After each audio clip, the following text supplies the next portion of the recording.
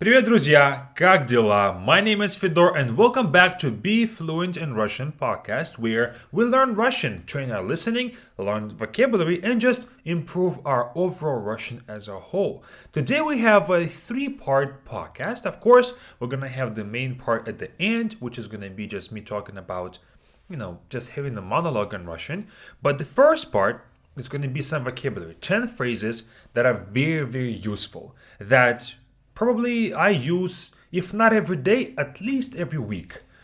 These phrases are very crucial and they are used when we communicate with one another about something. We ask for something, we tell somebody something. So these things are truly important.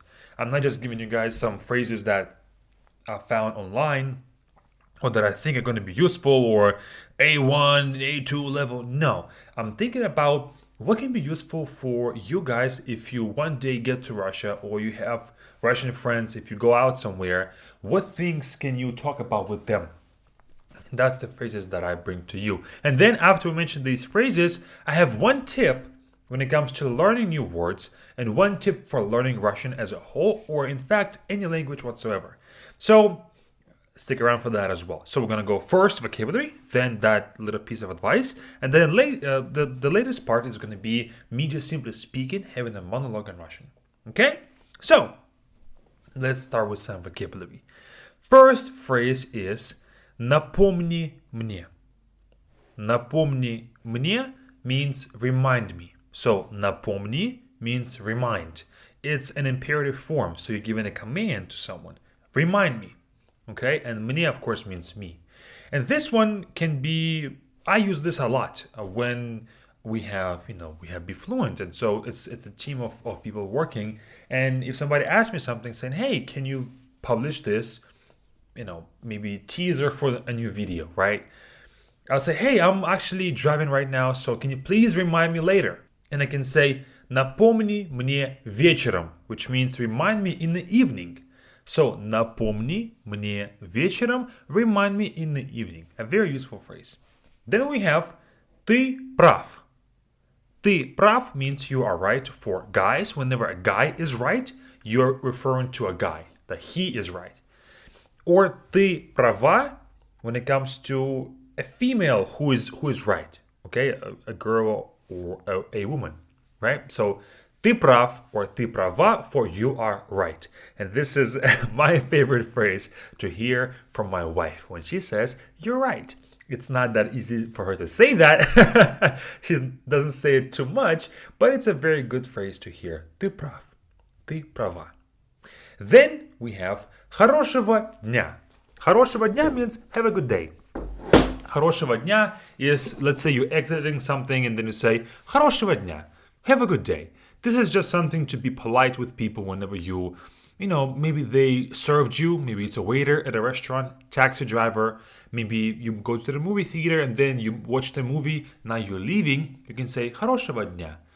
So, yeah, I guess one more example of when I use this is we take taxis a lot. I take taxis a lot and every time I leave, I say до свидания, goodbye, хорошего дня. Have a good day. Kind of like that. Also, when we get on the phone with our developers team, at the end of the call, I say, all right, guys, it's nice talking to you. Хорошего дня. Have a good day, everybody. Have a good working day. All right, next phrase is я убираюсь. Я убираюсь means I'm cleaning up. Я убираюсь. This is just a phrase that we can talk about when you're cleaning up your apartment, your room, whatever it might be. Я убираюсь. Of course, я means I, убираюсь means cleaning up. Then, number 5 is я занят. For guys, if you are busy, you say я занят. It means I'm occupied, I'm preoccupied, I'm busy. Or if you're a lady, you say я занята. Я занята means I'm busy if you are a lady. Now, this can be used when you're on the phone. When you just get on the phone and somebody calls you, say, hey, and they start talking about some not important things, and you can say, я занят, давай попозже. Я занят, давай попозже means I'm busy, let's do it later. Okay? So я занят or я занята. Then we have не шуми. Не шуми, don't be loud. Не шуми. I guess some of you guys know how to say quiet, тихо, right? But if you tell somebody quiet, it's kind of rude, right? Instead, if you say don't be loud, it's a bit more polite. And I think people, if you say it to someone, they will receive it much lighter than saying quiet, shush, right? So, не шуми is a good way to say don't be loud. Then we have a similar one, хватит кричать, stop screaming. Хватит кричать, stop yelling mostly. Screaming is a bit different. Хватит кричать means stop screaming. Хватит means it's enough. Хватит. Кричать means to yell or to scream. It's enough of this yelling. It's enough to scream. Okay? We've had enough. Stop doing this. Then we have открой окно, which means open up a window or crack a window. Открой окно. A funny fact, well, not funny really, but a good cultural note to take away from this one is that in Russia, or in Russian culture, maybe not even just in Russian culture, but in the whole CIS region, post-USSR countries, the culture is not really too polite if we compare it to the American culture or European culture. We don't really say, can you please open up a window? Can you please do this? Sometimes we say it to people that we don't know. Again, a waiter, a person on the street, they don't owe you nothing, right? So you're being extra polite, asking for a favor. But if it's just your friend, you're most likely just going to say, open the window. And it's not considered to be rude in any stretch of the imagination. You're just simply saying, hey, open a window. It's more to the point, okay? So this phrase, открой окно, open up a window, it's not too rude, okay? Or it's not offensive. It's not like you're giving a command to someone. Or, different variation of this is открой окошко. So we had окно, now we have окошко. This is the same exact meaning, the same exact thing, open up a window. But окошко is a bit more, I guess, softer language. Окошко is just the way we call window, not to, I guess, окно is a more dictionary, окошко is like, open up this little window. Kind of like that. You can also hear this one, but I guess if you say открой окно, it's not going to be wrong in any sense, but you might hear открой окошко as well. Okay? Then, let's say you're driving for a long time. Maybe you're going to work for an hour or so, and you have somebody with you. And they say, не хочешь остановиться? Do you want to stop? Or do you mind stopping? Maybe in this question formation, do you not want to stop? Because we have не хочешь, do you not want to stop? It's a bit counterintuitive, but in Russian we do say it a lot. Не хочешь do something. Не хочешь поесть. Do you not want to eat? Or do you want to eat? Or would you like to eat? Like that. It doesn't mean that you don't want to eat, but it's a more, I guess, polite or, again, softer language. Say не хочешь and then do something to say if you want to do something. Okay? Hope I'm making sense. And so this phrase не хочешь остановиться, would you want to stop? Maybe you want to go to the restroom, maybe you're hungry, maybe you just simply want to stretch because it's been a long ride on a road trip somewhere. So не хочешь остановиться, do you want to stop? But I guess this phrase can be used as a basis for other requests or questions. With не хочешь do something, when you want to propose something, you can say не хочешь пойти в магазин? Do you want to go to the store? Не хочешь пойти в кино? Do you want to go to the movies? It's being more polite, okay? And the last phrase is помоги мне. Помоги мне, which means help me. And помоги means help. Of course, мне means to me or me, so help me. Помоги мне. Okay? So we have 10 phrases. Напомни мне, remind me, ты прав, ты права, you're right. Хорошего дня, have a good day. Я убираюсь, I'm cleaning up. Tongue twister. Я занят, я занята, I'm busy. Не шуми, don't be loud. Хватит кричать, don't scream. открой окно or открой окошко, open up a window. Не хочешь остановиться means do you want to stop or would you like to stop? And помоги мне means help me. Help me, okay? And a bit of a tip, fluency tip, let's call it that, fluency tip. From me to you today. Whenever you practice vocabulary in Russian or any other language, you have to. Have to. It's not up to debate. Practice your vocabulary twice a day. Okay? Twice is the best, I guess, time to do it in a day. And do it in the morning and then in the evening. Primarily, if you can wake up and do it, and then before you go to sleep, you do it. The reason why we do need to practice vocabulary and the best way to do it is flashcards is because if you just watch a video or listen to this podcast, you have 10 phrases that you heard today. And now you may remember some of them. Some phrase may sound funny to you, so you take away the pronunciation of it quite easily. But if you wake up tomorrow and I'll ask you, how do you say I'm busy? Most likely you won't remember that it is я занят or я занята. Okay? That's why we have to practice this daily. You add these new phrases or new words to a list of vocabulary that you practice. The best way to do it, like I said, is flashcards.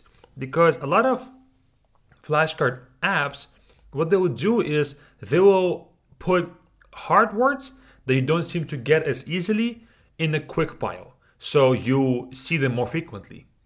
The ones that are super easy, they put it in a long or, I guess, long pile. Because you don't see them as frequently at all. So a simple word, you can see it maybe like once a week or something. But a word that you're struggling with, you will see it maybe every day. Okay? The reason why we have to practice this daily is because right now, when I say a word, it sounds like you will never forget it. Oh, it's an easy one. It sounds so simple. I can say it anytime. But I can guarantee that if you think that for, let's say, half a year, and you never practice the words that you've been learning. If I were to task you to speak to a native right on the spot, I can guarantee you that you won't be able to do it because you haven't practiced recalling the words. So what makes you think that you're going to be able to recall those words on the spot, especially when you have that social pressure on top of just simply your memory pressure? It's going to be very hard. So I do encourage all of you guys, if you don't already have a flashcard routine, do it today. Start doing it today. Start building up your flashcard decks. And if you have another way of practicing vocabulary that helps you, then of course go for it. But you simply cannot expect to know the phrases or to know the words if you don't challenge your brain to recall them each day. Right now I'm learning a second language, it's Turkish, and a lot of phrases, when I watch a video on YouTube, 50 words every beginner must know, right? I learned merhaba, which is hello. I learned salam, which is a hi, more, I guess, informal. Those are super easy. I heard them once, I said them 3 times, now I know how to say them. Because first of all, I've heard salam before, in other languages as well. But then there will be some phrases that, for the life of me, I cannot get. I've seen them maybe like 10 times already in my flashcards, and I still, just now before this podcast, I was doing my flashcards, and this verb, even now I cannot recall it. It's olmak, gelmak, whatever infinitives they are. They mean like to take or to get or to come, and it's just, they all similar sounding to me. So it's hard for me to distinguish which one is which. But unless I practice them daily, and with each of them I build some sort of connection or some sort of logical explanation for why they are spelled the way they are spelled, I will not be able to remember them. Okay? So I do encourage all of you guys to start your own flashcard deck today. Okay. Now that's done. First 2 parts of this podcast are done. Now, I will have a short monologue about podcast versus YouTube videos. when it comes to learning stuff, when it comes to our content, BeFluent's content, and other things that I have observed over the maybe 10 years of YouTube's existence, and maybe 2-3 years of me actively listening to podcasts and having this podcast for I think 1 year now. I think the very first episode was posted in September, I believe, of last year. So yeah, I'll be talking about all of that, and it should be interesting because there's going to be a lot of technical vocabulary when it comes to podcasts and videos and things like that. So let's get right into this. Я очень люблю смотреть видео на YouTube. Также я люблю слушать подкасты. Обычно я слушаю подкасты в Spotify. У меня телефон Android, и у меня нет Apple Podcast. Я слушаю подкасты на Spotify. Мне удобно слушать подкасты на Spotify. И сейчас подкасты очень популярны. Очень. Каждый YouTube-канал, у каждого YouTube-канала есть свой подкаст. Раньше я думаю, что Instagram была новая платформа. Если ты хороший ютубер, у тебя должен быть Instagram. Сейчас, если ты хороший ютубер, у тебя должен быть подкаст. У всех есть подкасты. И это хорошо, потому что через подкаст очень легко понять, кто этот человек, кто он. Потому что на ютубе обычно это 5 минут видео, 6, 7, 8 минут. А подкасты, может быть, 30 минут, 1 час и так далее. И гораздо легче, way easier, гораздо легче means way easier, понять, кто этот человек. Потому что это более реальная платформа. It's a more real platform podcast. Я слушаю, может быть, 3 подкаста, но чаще всего means most frequently, я слушаю Джо Роган подкаст. Я думаю, что вы все знаете Джо Роган подкасты, они очень популярные. Они очень интересны для меня, потому что там люди рассказывают о том, что они знают очень хорошо. Очень хорошо. Это ученые, это политики. И также иногда там есть люди, которые занимаются комедией, которые комики. Комики приходят к Джо Рогану, потому что он тоже комик, и это его друзья. Поэтому очень интересно слушать подкасты.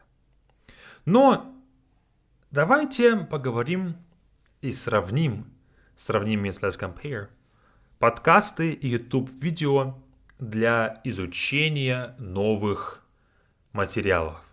Let's compare podcasts and YouTube when it comes to learning new materials. Изучение новых материалов means learning new materials.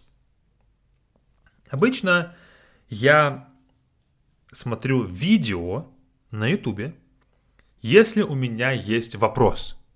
Если у меня есть вопрос про турецкий язык, если у меня есть вопрос про русский язык, если у меня есть вопрос про программирование, about programming, если у меня есть вопрос про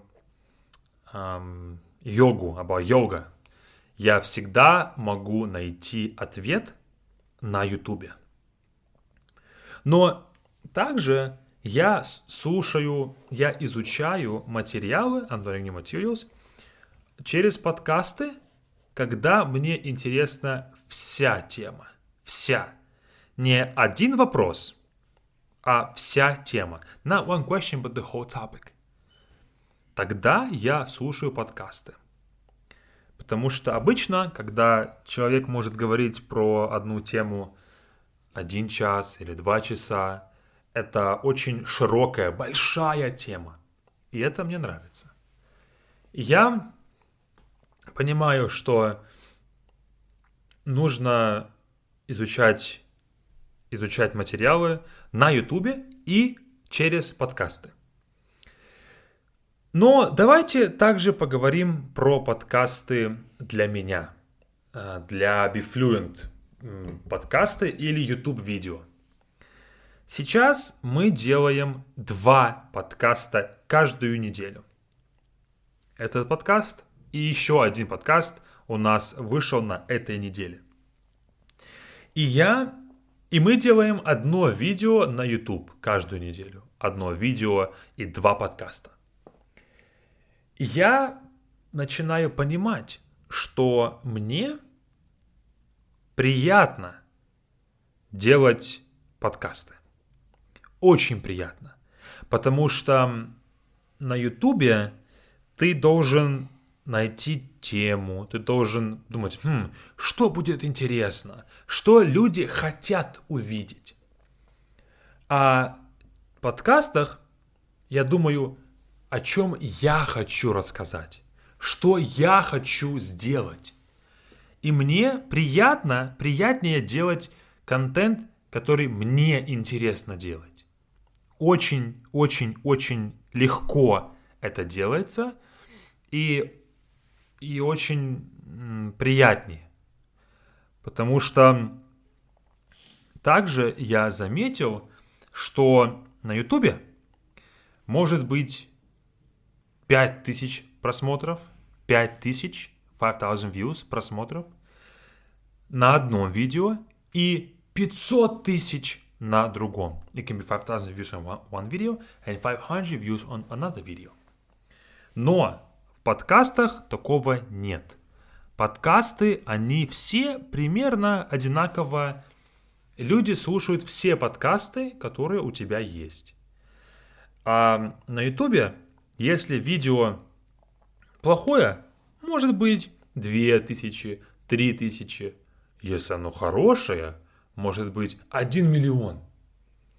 И поэтому подкасты — это более стабильная платформа. Podcast is a more stable platform. Потому что нет кликбейта. Нет кликбейта, there is no clickbait. И для меня так проще. Потому что я не хочу угадывать, I don't want to guess, что люди хотят увидеть. Я не хочу. Я хочу делать полезный контент, полезную информацию для вас. И для меня это очень приятно. И также записывать подкаст легко. Мне не нужно записывать видео, камера, хороший свет, good lighting и так далее. Мне просто нужно, чтобы был хороший звук. И это легко сделать. И поэтому мы сейчас делаем 2 подкаста в неделю.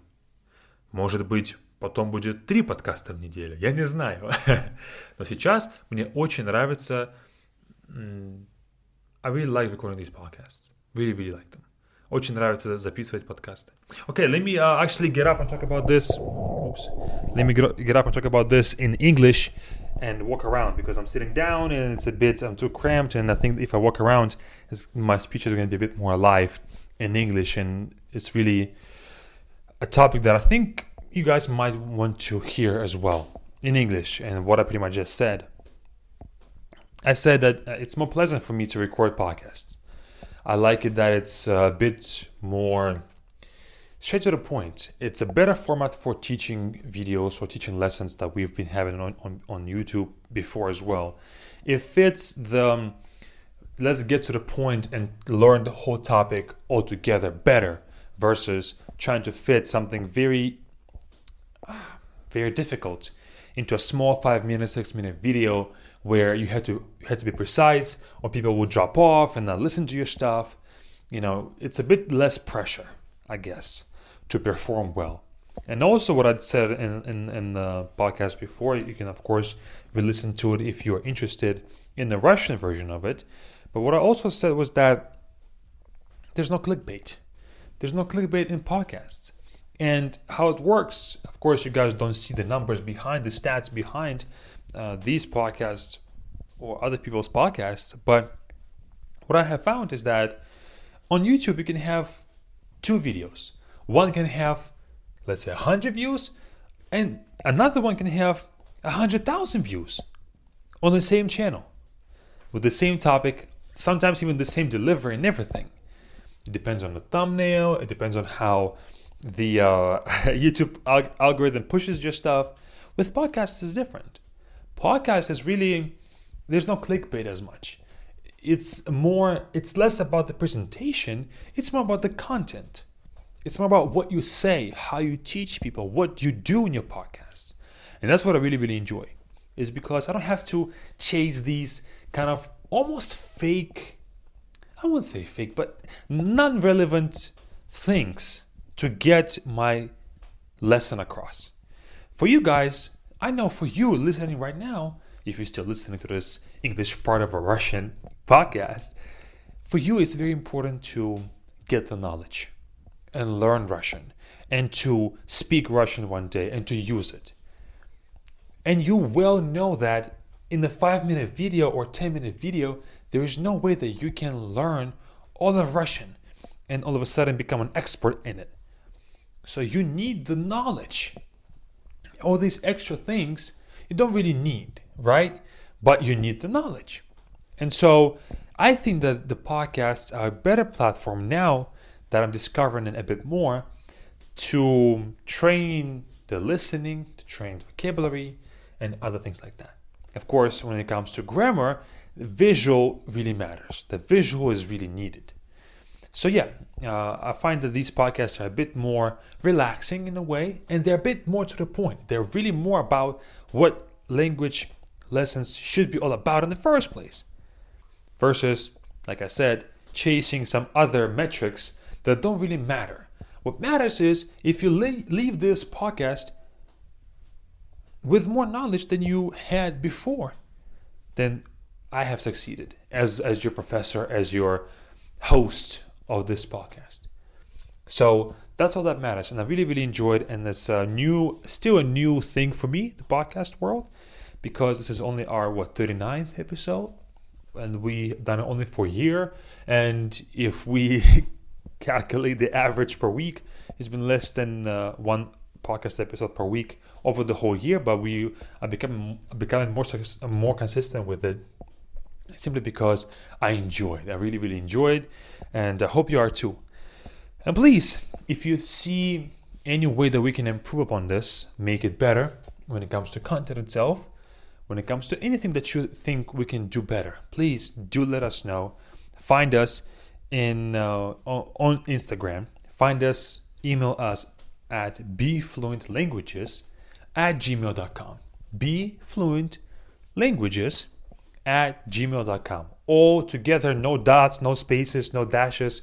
befluentlanguages@gmail.com, and just simply name your email feedback for the podcast, and then I'll have a read and change whatever you think we should change, and listen to your feedback. That's it. See you all during our next podcast. And meanwhile, go ahead and check out our Be Fluent Camp with the link in the description. It's our intensive 8-week course that we run twice a year, and you will see the closest date with that link. And I'll be happy to teach you in person, to talk like this, to speak Russian with you in person. So check it out, and I'll see you all there. Пока-пока.